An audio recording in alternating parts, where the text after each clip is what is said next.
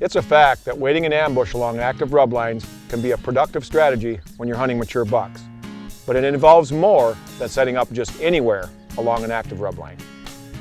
From the Pages Up is brought to you by Nikon, the trusted name in optics.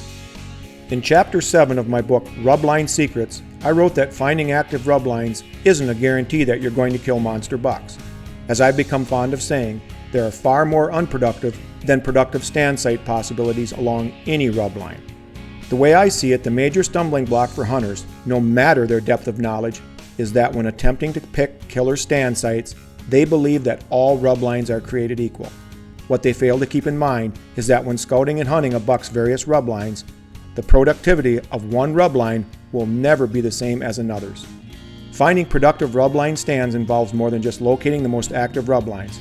You must locate a specific productive site along the rub line. Believe it or not, this might mean guessing almost to the yard where some daylight activity will occur.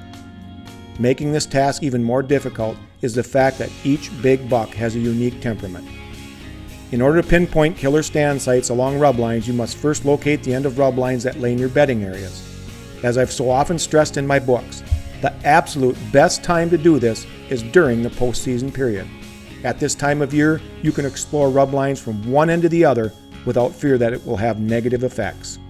In fact, once you locate the bedding area ends of rub lines, you really should walk into the buck's bedroom. By walking around in the bedding areas, you can learn how a buck prefers to enter and leave his daytime hideouts. This information is invaluable when trying to locate killer stand sites along rub lines.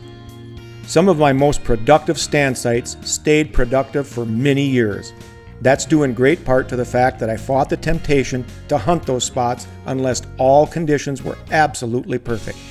Trust me, it takes a lot of restraint to stay away from a certain stand site when you know for certain that a big buck is routinely walking by that spot. But remember, you're most likely going to get only one chance at that deer. Don't blow it by being careless. Killer stand sites aren't an urban legend. They certainly do exist. Finding them takes a lot of hard work, and ensuring they stay productive takes a lot of personal discipline, but I'm confident you can do it. Remember, hunt hard, but always hunt safe.